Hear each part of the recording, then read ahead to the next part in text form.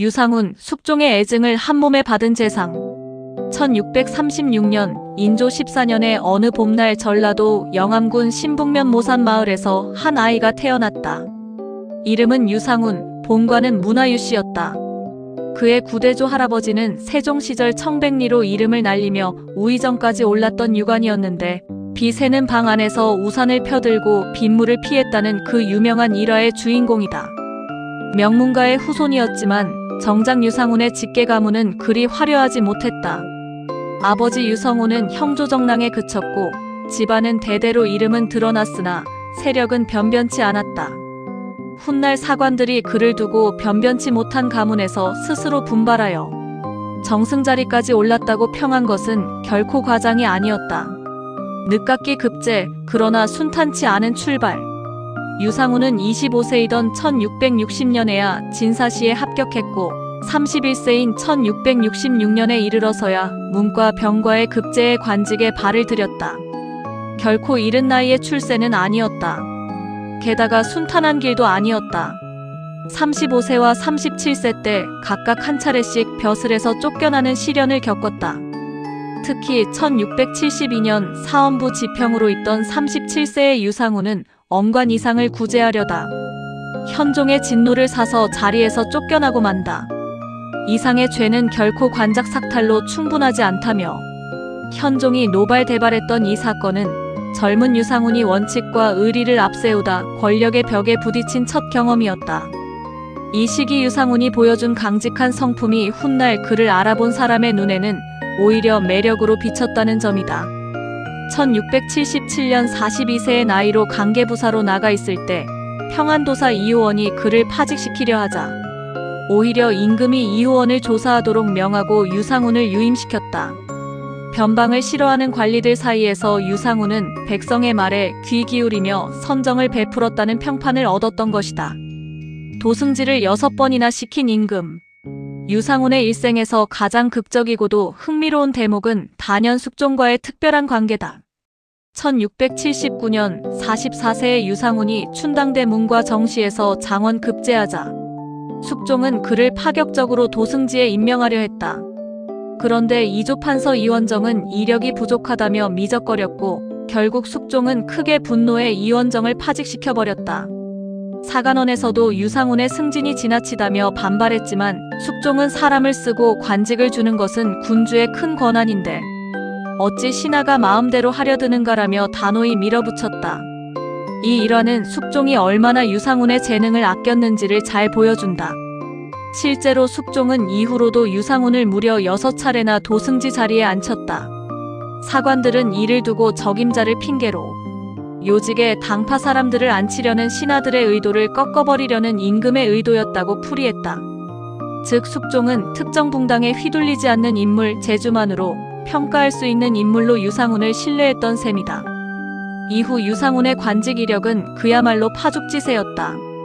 대사관, 평안도 관찰사, 청나라 사헌부사, 대사헌, 부제학을 두루 거쳤고 1685년 부제학에 임명될 당시 사관은 그를 두고 청백하고 문학이 있었으나 가문이 변변치 못해 그 이력이 화려하지 못했다면서도 성품이 단순 솔직하고 오만하여 남을 우러러보기를 좋아하지 않았다고 다소 이중적인 평가를 남겼다. 곱고 강직하되 융통성은 부족했던 인물. 그것이 당대 사람들이 본 유상훈의 초상이었다. 1688년에는 판의금 부사, 이조판서, 호조판서를 연달아 특별 승진으로 거머쥐었다. 그러자 세간에서는 궁중의 세력과 몰래 결탁한 것 아니냐는 의심 섞인 비방마저 나돌았다. 파격적인 총애는 늘 시기와 의심을 동반하는 법이었다. 송시열을 유배로 이끈 그 한마디. 유상훈의 생애에서 가장 극적인 정치적 사건은 1689년 그의 나이 54세 때 벌어졌다. 봉조와 송시열이 장희빈 소생의 아들을 원자로 책봉한 데 대해 은근히 불만을 담은 상소 2편을 올렸다. 상소 속에서 송시열은 송나라 철종이 10살이 되도록 태자 책봉을 미뤘던 고사를 인용하며 원자 책봉이 너무 이르다는 뜻을 은연중에 내비쳤다. 숙종은 이 상소를 보고 격노했다. 밤늦게 승지와 홍문관원들을 불러들여 추궁하던 임금은 결정적인 순간 이렇게 말했다. 유상훈이 일찍이 송태종의 날을 어느 땅에 두겠느냐는 말을 인용한 적이 있는데 철종의 말은 지금 처음 나왔다. 이는 유상훈이 예전에 인용했던 정통성 관련 고사와 송시열의 논리를 대비시킨 말로 결국 숙종은 이 상소를 문제 삼아 송시열을 삭탈관직하고 성문 밖으로 내쳤다. 조선 정치사에서 최고의 거목으로 불리던 송시열이 결국 이 사건으로 몰락의 길을 걷게 되었으니 그 배경에 유상훈의 이름이 은근히 걸려 있었다는 사실은 역사의 아이러니라 할 만하다. 장희재를 살리려 한 사람들. 유상훈의 정치 인생에서 또 하나의 중요한 갈림길은 1694년 그의 나이 59세 때 찾아왔다. 희빈장 씨의 오빠 장희재가 인현왕후를 겨냥한 불온한 편지를 보낸 사실이 드러나 처형 위기에 몰렸다. 노론은 강경하게 처형을 주장했지만 유상훈은 남구망과 뜻을 합쳐 반대했다. 장희재를 죽이면 그 화가 세자의 생모인 장희빈에게까지 미쳐 국가의 앞날에 걷잡을 수 없는 혼란을 부를 수 있다는 논리였다. 결국 두 사람의 노력으로 장희재는 처형 대신 제주도 유배로 감형되었다.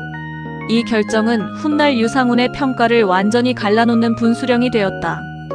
그는 이 일로 노론의 지탄을 받아 한때 삭직되어 성 밖에서 대제해야 했다. 그러나 아이러니하게도 세월이 흐른 뒤 인현왕후가 세상을 떠나고 민심이 흉흉해지자 유상훈은 돌연 태도를 바꿔 상소를 올린다. 갑술년에 남구만이 장희재에게 은혜를 베풀자고 청한 것은 사실 내가 먼저 제창한 것이다라고 주장한 것이다. 이 상소를 두고 숙종실록은 신랄하게 비판했다. 공론이 놀라고 분하게 여기며 침을 뱉고 더럽다 하지 않음이 없었다는 것이다. 당시 사람들은 그를 비꼬아 유감격이라 불렀다는데 이는 노비업동의 옥사때 유상훈이 임금 앞에서 감격스럽고 감격스럽습니다 라는 말을 연발했던 데서 나온 별명이었다. 지조 있는 재상이라는 평판과 기회를 좇는 처세가라는 비아냥이 한 인물 위에 동시에 겹쳐 있었던 셈이다. 영의정 3번 그리고 단종의 이름을 되찾아준 재상. 1695년 우의정에 오른 유상훈은 곧이어 좌의정을 거쳐 1696년 61세의 나이로 마침내 영의정 자리에 올랐다. 이후 사임과 재임용을 거듭하며 무려 3차례나 영의정을 지냈으니 이는 당시 조정에서도 매우 이례적인 일이었다. 첫 재임은 1696년 8월부터 1698년 1월까지, 두 번째는 1698년 3월부터 1699년 3월까지, 세 번째는 1699년 6월부터 그해 10월까지였다. 이 시기 조선은 극심한 흉년으로 고통받고 있었다. 굶주린 백성들이 인육을 먹는 참혹한 사건까지 벌어졌는데 실록은 평안도의 한 백성이 굶주림에 지쳐 실성한 상태에서 사람 고기를 먹은 사건을 전하며 숙종이 정상을 참작해 사형을 감면했다고 기록하고 있다. 유상훈은 이 시기 12세 이하 어린이를 구제하는 수양법을 제정하고 굶어 죽는 백성들을 위해 설죽소를 세워 죽을 나눠주는 등 구휼 정책에 힘을 쏟았다. 무엇보다 유상훈의 영의정 재임 시절 가장 뜻깊은 업적 중 하나는 단종의 명예 회복이었다. 세조에게 왕위를 빼앗기고 억울하게 죽어간 노상군에게 마침내 1698년 단종이라는 묘호와 장릉이라는 능호를 올리는 일에 유상훈이 직접 관여했다. 그는 세조가 생전에 노상군에게 내렸던 존호와 사후에 올리는 시호를 함께 쓸 것인지에 대해 세심하게 의견을 개진했고 그해 12월 25일에는 영의정으로서 직접 옥책을 받들고 단종에게 시호를 올리는 예식을 주관했다. 폐위되어 죽은 어린 임금이 200년이 훌쩍 지나서야 비로소 정식으로 왕의 이름을 되찾는 역사적인 순간에 유상훈이 그 한가운데 서 있었던 것이다. 하지만 권력의 정점에서도 그의 자리는 늘 위태로웠다. 1699년 세 번째 영의정 재임 중 이조라는 신하의 상소를 둘러싸고 반대 의견을 냈다가 숙종으로부터 파란을 조장했다는 질책과 함께 정격파직을 당했다. 우의정 이세백과 홍문관까지 나서서 구명을 청했지만 숙종은 끝내 뜻을 굽히지 않았다. 노년의 시련과 마지막 선택. 파직 이후에도 유상훈의 정치 인생은 순탄치 않았다. 1701년 66세의 나이에 무당이 주술로 사람을 저주했다는 옥사가 일어나 장희빈까지 연루되었을 때 그는 또다시 소신을 굽히지 않았다. 세자의 생모에게 사약을 내리는 것은 종묘사직의 장래를 위해 옳지 않다고 끝까지 주장하다가 결국 노론의 탄핵을 받아 파직되고 말았다. 이듬해에는 직산으로 유배까지 가야 했다. 고향으로 이배되었다가 1704년 69세에야 비로소 석방되었고 1706년 판중추부사로 복귀했으나 이듬해인 1707년 향년 72세로 파란만장한 생을 마감했다. 하나의 산, 두 개의 졸기. 유상훈이 세상을 떠나자 숙종실록은 그의 죽음을 두 가지 상반된 시선으로 기록했다. 이는 매우 이례적인 일로 그의 삶이 얼마나 극단적으로 엇갈린 평가를 받았는지를 단적으로 보여준다. 숙종실록 정본에는 그에게 박했다. 성품이 기민하고 시류를 따르는 데 재치가 있었다면서 배후 세력과 결탁해 특지로 승진을 거듭했다는 의혹과 더불어 유감격이라는 조롱 섞인 별명까지 그대로 실었다. 반면 숙종실록 보궐판에는 정반대의 평가를 내놓았다. 변변치 못한 가문에서 스스로 분발하여 문학과 재주로 정승자리까지 이르렀다며 호조를 맡았을 때는 사사로움 없이 정성을 다해 참다운 탁지라 불렸고 탐욕 없는 대쪽 같은 절조는 그를 미워하는 사람들조차 감탄할 정도였다고 극찬했다. 심지어 그가 죽은 뒤 상자 속에 남은 옷까지 하나 없을 만큼 청빈했다는 기록까지 남겼다. 같은 인물을 두고 상반된 두 개의 졸기는 유상훈이 서인에서 갈라진 소론과 노론 사이의 격렬한 당쟁 한복판에서 평생을 살았고 그 결과 그의 삶에 대한 평가 역시 붕당의 시각에 따라 극과 극으로 갈렸음을 보여준다. 강직한 원칙주의자인가, 처세에 능한 기회주의자인가?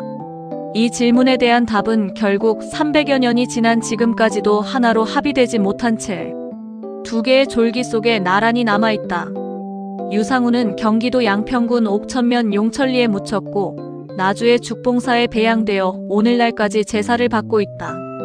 도승지에만 6번 오르고 영의정을 3차례나 지낸 관운, 송시열의 몰락과 단종의 복권이라는 조선사의 굵직한 두 장면에 모두 이름을 남긴 인물, 그러면서도 죽어서까지 상반된 평가를 감수해야 했던 파란만장한 삶, 이것이 유상훈, 숙종시대를 온몸으로 관통해간 한 재상의 생애였다.